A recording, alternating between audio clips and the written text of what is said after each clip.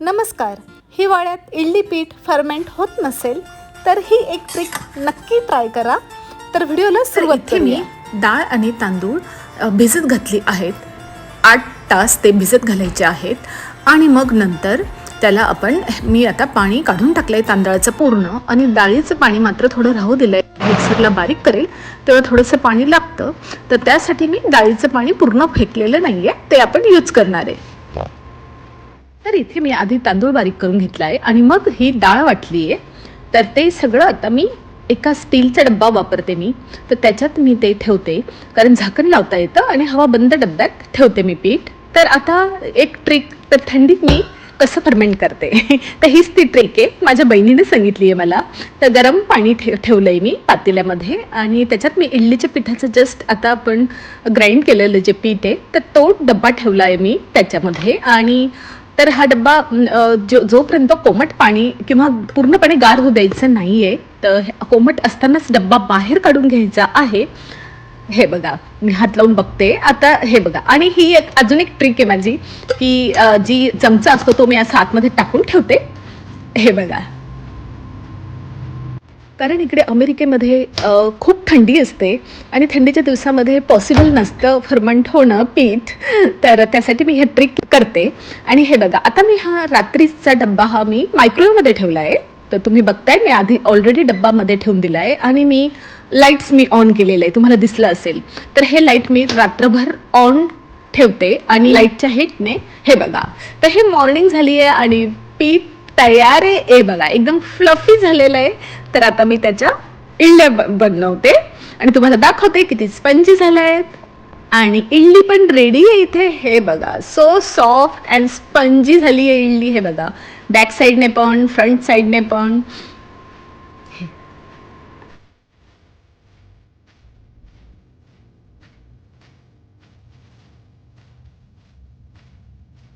हाय friends, मी Swati, welcome back to my channel. तर मी बनवते आहे, तर तुम्हाला दाखवलं की मी थंडी खूप असल्यामुळे इडलीचं पीठ हे फर्मेंटेड होत नाही, तर ते मी कसं करते.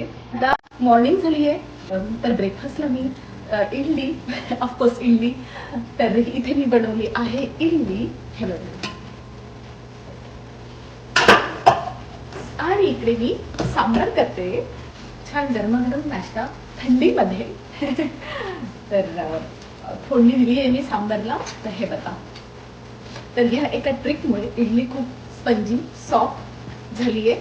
तर अशा पद्धतीने मी पीठ फर्मेंट करते थंडीच्या दिवसामध्ये. तर चला मग आता पटकन मी तुम्हाला हे दाखवते आणि मग बोलते नंतर.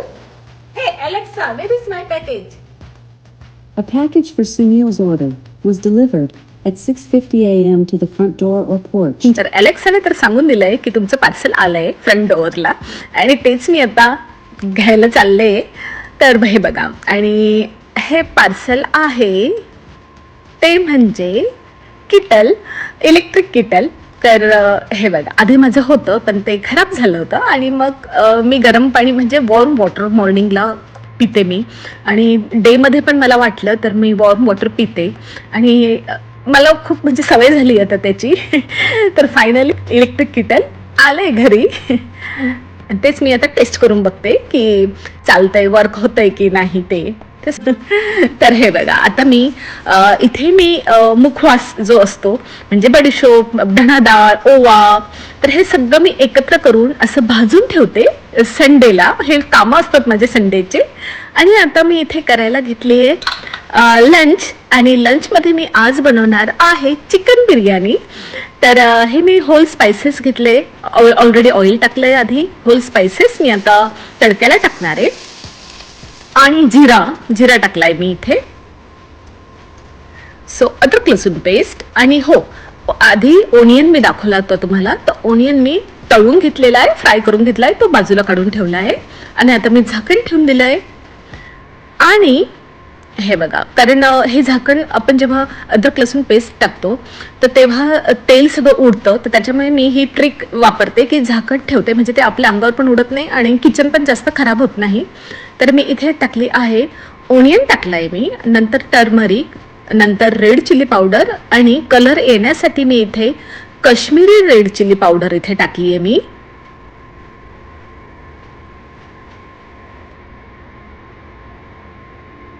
आणि आता ते छान मिक्स करून घेते. हे बघा, सो फायनल लुक हा आहे.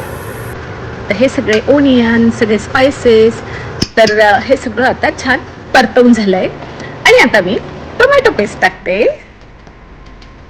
त्या संडे मग छान वाटतं की काहीतरी गरमागरम किंवा काहीतरी असं यम्मी खावं.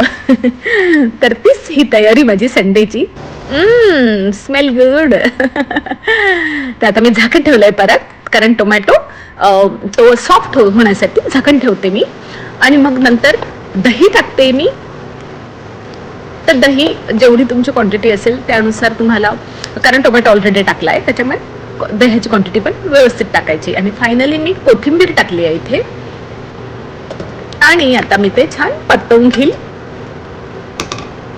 आणि इथे मी आता तर चिकन टाकलं आणि ते पण मग छान परतवून घ्यायचंय. सगळे मसाले चिकनला लागले पाहिजे. हे बघा, छान दिसतंय ना. तर आता झालंय सगळं परतून वगैरे. मी सॉल्ट टाकणार आहे याच्यात आणि ते पण छान मिक्स करून घेणार आहे परत एकदा. आणि झाकण ठेवून 5 मिनिटं मी ते छान शिजू देणार आहे चिकन.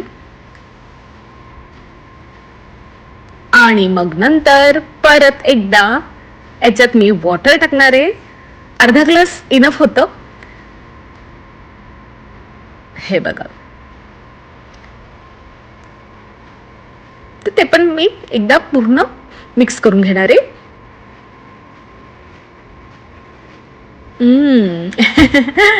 Looks good.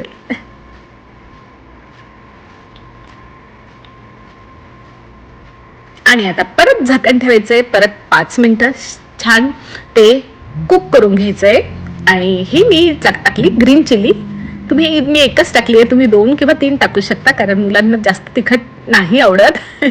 तर हे बघा, खास करून अमोली नाही खात. आणि आता हे मस्त परत एकदा मिक्स करून घेते. आणि आपल्याला आता लेअरिंग करायची आहे बिर्याणीसाठी. ऑलरेडी मी राईस करून ठेवला होता. तर हे बघा, तर हाफ मी राहू दिलाय, हाफ काढून घेतलाय जो चिकन मसाला होता चिकन सहित, कारण आपल्याला लेअरिंग करायच्या आहेत. त्या 2 लेअरिंग करायच्या आहेत. तर ही फर्स्ट लेअर केली आहे मी. तर राईस नेहमीप्रमाणे ऑल होल स्पायसेस टाकून थोडं ऑइल टाकून मी कुक करून घेतला होता आधीच. आणि हे बघा, ही सेकंड लेअर टाकली मी चिकनची,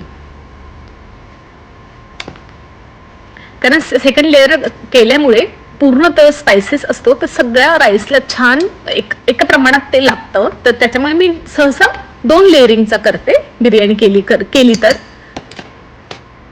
आणि आता मी पुन्हा याच्यावर राईस टाकणार आहे. हे बघा, तर अशा ह्या झाल्या 2 लेअर.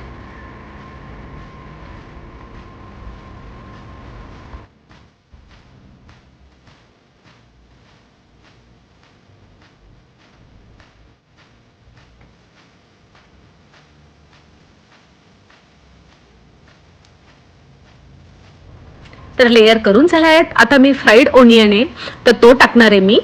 आणि कोथिंबीर. आणि नंतर मी लेमन टाकणार आहे.